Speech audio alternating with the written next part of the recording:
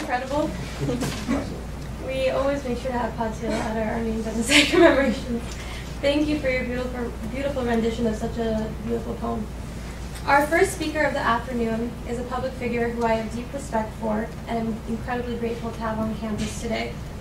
Congressman Adam Schiff, who represents the 20th Congressional District, which includes Glendale, Burbank, Hollywood. Congressman Schiff has focused on issues such as improving our economy, bolstering our border security, and representing the Armenian constituency in our nation's capital. Recently, the Armenian National Committee of America welcomed a 12-5 vote in the Senate Foreign Relations Committee, which condemned the Ottoman Empire and commemorated the Armenian Genocide.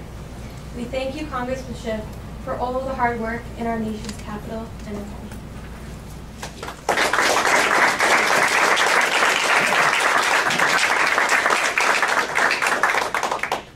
Thank you very much. It's a great pleasure to be on campus and to see the beautiful memorial that you have erected to the memory of the 1.5 million who lost their lives in the first genocide of the last century. It really is a powerful memorial, and I thank all of you that made that possible. And thank you, too, for inviting me. This is really a treat. I've never been on the campus before, but I have so many constituents who have gone to school here and go to school here now, and it's really a treat. We've had a number of staff members who are matadors, so it's good to see where they got such a superb education. I wanted to talk with you a little bit about the genocide issue in Congress and share a little perspective on it, because many people ask why it's so difficult to recognize the genocide. Why has it been so tough for the United States? I have an advantage, I think, over many of my colleagues in representing one of the largest, if not the largest, Armenian population outside of Armenia. And that's given me the chance to sit in the living room with survivors, to hear their stories firsthand, to understand what it means to be the son of someone who was lost in the genocide, or to have observed the death marches themselves. And that has made it very personal for me. You can't help but be affected when you hear these firsthand accounts of the genocide. You can't help but be moved when you talk with people who have lost whole sides of their family. A lot of my colleagues know very little about the genocide, and it is a continual process of education for those of us that are advocating for the resolution. In the last several years in particular, there's been a tremendous turnover in Congress. The vast majority of members of the House of Representatives were never present for a vote on the genocide in the House of Representatives, because the last time we had it come to the full House floor was in the mid-1980s.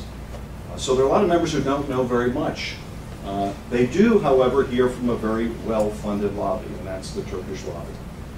And so what we are up against is a country that uses its funding, uses the threats of throwing us out of our military bases, uses the threats of ending contracts and interrupting commerce between our two nations to try to extort, threaten, cajole, and otherwise make America complicit in its campaign of genocide denial.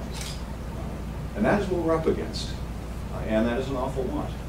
We're also up against the fact that many administrations, both Democratic and Republican, over the years have refused to recognize the genocide. So whenever the issue comes up in committee, as it did a week ago in the Senate, you have several former secretaries of state and several former secretaries of defense weigh in against the resolution. Why? I think in large part because that was their policy when they were running the government, and if the present administration were to recognize the genocide and the world did not come to an end, it would reflect very ill on the policies that they had adopted. So they are defending a status quo that they helped to erect.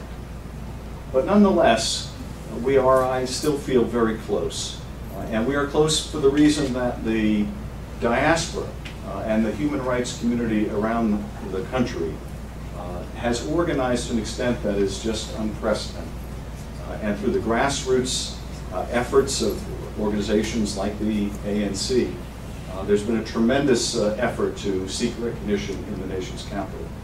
We haven't succeeded yet, but we feel a real sense of urgency, while there are still survivors among us, to speak clearly and unequivocally about the murder of 1.5 million people. It's not only important for justice for the victims of the genocide, But I think it's also important that this nation continue to be a beacon for human rights, that it continue to be outspoken when it comes to ethnic cleansing or genocide. And I don't see how we can maintain our moral standing to do that if we're going to pick and choose what genocides we're going to recognize. If we'll say, oh yes, we'll recognize a genocide in Darfur because Sudan is politically weak, but we won't recognize what historians all over the world have recognized, that is the Armenian genocide, because Turkey is strong. That is not a principled foreign policy. It is also not one, I think, that serves our national interests. It has never been an interest of the United States to be complicit in a campaign of denial of genocide. But as I mentioned, we have a big job ahead of us to try to educate the Congress, to try to move the administration. And I find just talking about something of the magnitude of 1.5 million lost souls is such an enormous crime that people can't get their mind around it. I often find it much more powerful to talk about a single family and who they lost, about a single grandparent or a single aunt or a single uncle and their story, or that of a single survivor, because people do understand those very personal stories. And so for years I've encouraged my constituents to send me the stories of their family, and we enter them into the congressional record, and I invite you to do the same, so that we can document the genocide one family at a time, if that's necessary. But I also try other ways to try to shock the conscience and grab the attention of my colleagues. Last year I gave my speech commemorating the genocide in Armenian on the House floor. It's very unusual to hear a speech in a foreign language. I'm quite confident there's never been a speech in Armenian on the House floor. And one of the effects that it had, which I was grateful for and hoped for, was I had members coming up to me afterwards saying, what were you saying and what were you speaking in? And it gave me a chance to talk with them about the genocide, to tell them why this was such an important issue.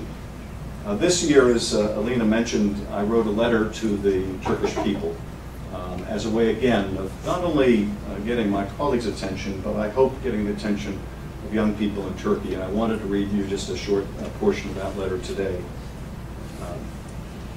Today I write to you on a topic of great importance to both our nations. It is on a subject that many of you, especially the younger generation, may know little about because it concerns a chapter of history that your government has expended enormous efforts to conceal. Turkey has been at the center of human civilization from Neolithic times to the present, and your arts, culture, and science have enriched the world. But interwoven with all of Turkey's remarkable achievements is a dark chapter that too many of today's Turks know little or nothing about. Were you aware that your grandparents and great-grandparents had many Armenian neighbors and friends? That 20% of the population of today's Istanbul was Armenian? Did you know that Armenians were well integrated into Turkish society as celebrated intellects, artists, craftsmen, and community leaders? Have you ever wondered what happened to the Armenians? Have you ever asked your parents and grandparents how such a large, industrious, and prosperous people largely vanished from your midst? Do you know why your government goes to such lengths to conceal this part of your history? Let me tell you a part of the story. The rest you must find out for yourselves. I then talked about the Armenian genocide, about the forced marches into the desert, and how I had the good pleasure to represent many of the survivors in our district in the Burbank, Glendale, and Hollywood area. And then I continued, as a young man or woman in Turkey, you might ask, what is this to do with me? Am I to blame for a crime committed long before I was born? And I would say this, yours is the moral responsibility to acknowledge the truth and seek a reconciliation with the Armenian people that your parents and their parents could or would not. It is an obligation you have inherited and one from which you must not shrink. For though we cannot choose our own destiny, we decide what to do about it, and you will be the ones to shape Turkey's future. It's my hope that young people in Turkey, wired as they are into the internet, notwithstanding Erdogan's efforts to shut down Twitter, YouTube, and other social media, will demand to know the truth from their parents and grandparents and from their own government. And I think things are changing. Many years ago in Istanbul, I had the opportunity to meet Hrant Dink, a courageous Armenian journalist in Istanbul who was murdered by a right-wing nationalist.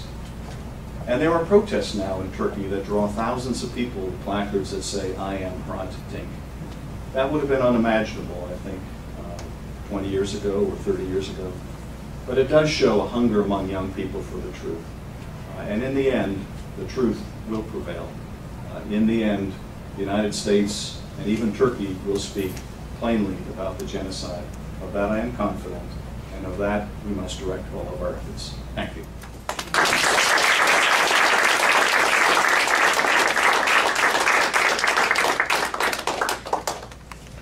Thank you so much, Congressman Schiff. Once again, we are absolutely honored to have you here today. It is a big landmark event today to have such honorable guests present at CSUN to speak about an issue that means so much to our organization.